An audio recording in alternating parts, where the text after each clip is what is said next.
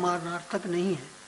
व्यंजना का सत्य व्यंग के अनुरूप होने, उसे यथावत प्रकट करने में होता है, किंतु अनुभूति का सत्य अनुभवकर्ता के आत्म प्रमाण में होता है।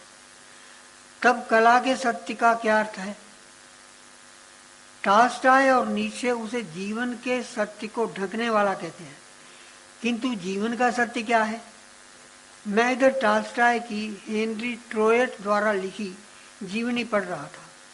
उसने टॉल्स्टॉय के जीवन का बहुत विस्तृत और प्रामाणिक विवरण दिया है, किंतु मैं निरंतर अनुभव कर रहा था कि जीवनी आत्मकथा के रूप में ही ठीक हो सकती है, पर कथा के रूप में नहीं। क्योंकि कर्मों कृत्यों को करने वाले ने क्या मानते हुए किया, कर चुकने पर उसने उन्हें कैसे देखा, या उन कर्मों का अधिक महत्वपूर्ण उन कर्मों का अधिक महत्वपूर्ण अंग होता है बजाय कर्मों के बाह्य रूप के। अब टॉल्स्टॉय जिसे जीवन का सत्य कह रहे हैं, वह तो वही हो सकता है जो उन्होंने अपने जीवन में स्वयं देखा है। अन्य के द्वारा देखे गए उसी जीवन का सत्य दूसरा होगा, तब भी जबकि स्वयं कर्ता द्वारा भी देखा गया वह जीवन भी बाह्यता दृश्य होता है। हमारे द्वारा जिए गए जीवन के भी दो रूप होते हैं, एक वह जो हम जी रहे होते हैं और दूसरा वह जो जी चुकने के बाद हमारा आलोच्य होता है। किंतु दोनों में किसी भी रूप के सत्य असत्य का क्या अर्थ हो सकता है? गांधी जी का जीवन सत्य के प्रयोग का ही जीवन था, अर्थात जीवन का सत्य उसके होने में नहीं, उसके अनुसंधान में था सत्य के, और अनुसंदेह वह सत्य था जो प्रयोग से प्रमाणित हो। तब टॉल्स्टॉय जीवन के किस सत्य की बात कर रहे हैं? स्वयं उनका जीवन भी सत्य से भ्रष्टता का या सत्य के प्रयोगों में असफलताओं का विवरण ही कहा जा सकता है, जैसा कि उनकी डायरियों से देखा जा सकता है। अब उपन्यासकार भी अधिकांशतः आत्मकथाकार ही होता है। मुंशी प्रेमचंद भारतीय समाज के आत्मकथाकार थे, भारतीय कृषक जीवन के भी। उनके संबंध में निर्मल जी कह रहे हैं कि वे उसकी पूरी गहराई नहीं नाप पाए। वे ये नहीं कह रहे हैं कि वे कलात्मक सौंदर्य सृजन में पढ़कर भारतीय कृषक के जीवन को भूल गए। द्रष्टव्य है कि हम अपना जीवन भी गहराई में उतर कर भी जी सकते हैं या उथले में रहकर भी जी सकते हैं।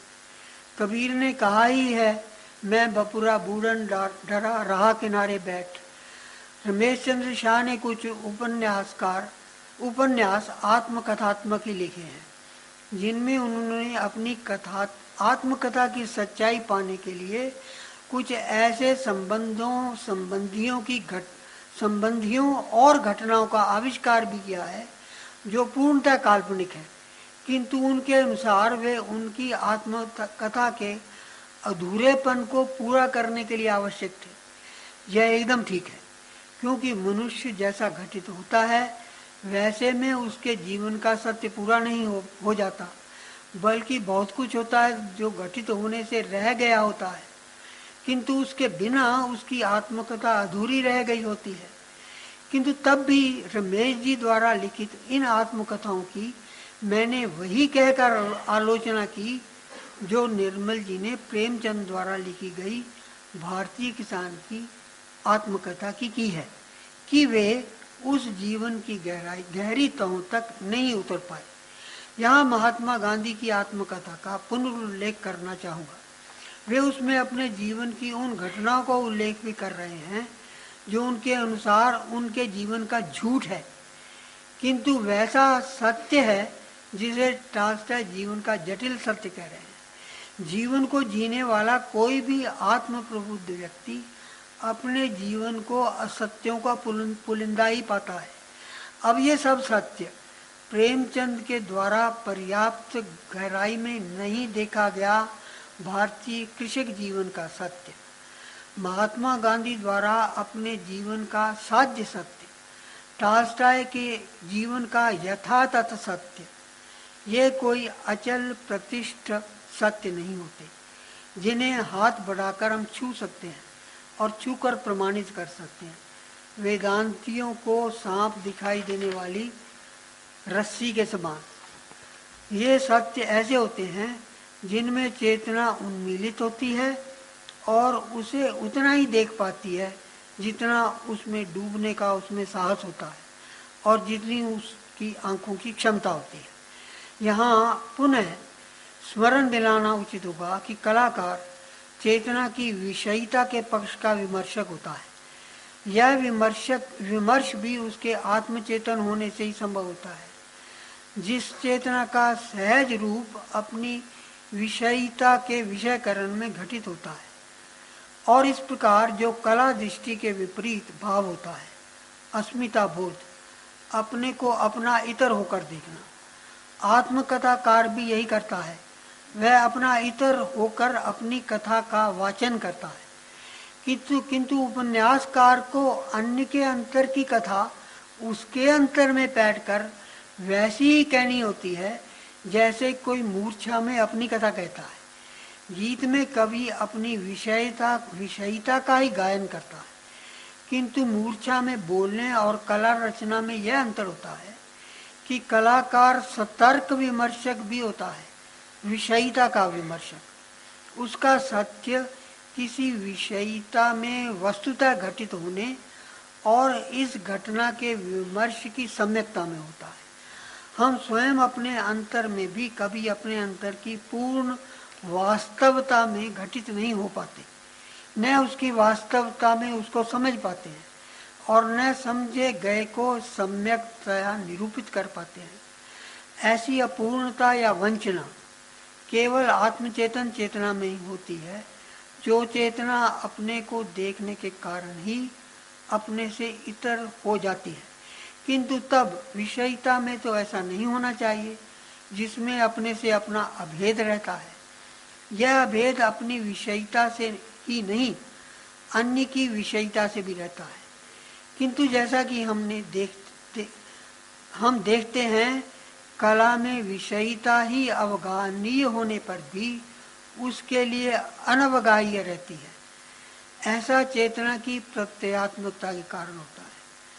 प्रत्यय अर्थों की अपार संभावना में चेतना के उन्मेष का पर्याय है। आत्मचेतन चेतना के ये प्रत्यय सहज रूप से विषयतया ही गोचर होते हैं, किंतु इस चेतना में यह भी योग्यता होती है कि यह विषयिता में भी अर्थों की अपारता में उन्मीलित हो सकती है। कलाकार इन अर्थों का विमर्शक होता है। उसका सत्यासत्य इस विषयिता में घटित होने की वास्तवता अवास्तवता में और इस घटना के विमर्श की सम्यकता में होता है। यहाँ ईशावास्योपनिषद के एक मंत्र का सहारा लेना इस परिस्थिति के स्पष्टीकरण में सहायक होगा।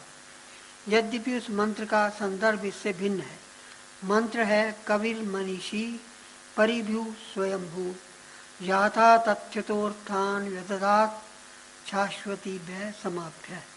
अर्थात उस सर्वव्यापी और आत्मपूर्ण मनीषी कवि ने अर्थों को यानी कि वस्तु जगत के पदार्थों को शाश्वत रूप से उनकी यथा तथ्यता के साथ रचा।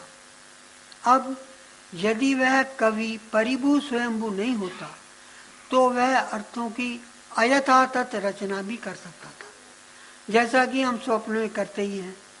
और अपूर्ण यथा तथ्य के साथ रचना करना तो हमारी नियति ही है, क्योंकि हम अपूर्ण हैं। जैसी विचारक कलाकार के रूप में हमारी है, कलाकार के रूप में अर्थ रचना या अर्थावगान में यथा तथ्य की न्यूनता या अपर्याप्तता तथा अभाव अनेक प्रकार से हो सकता है।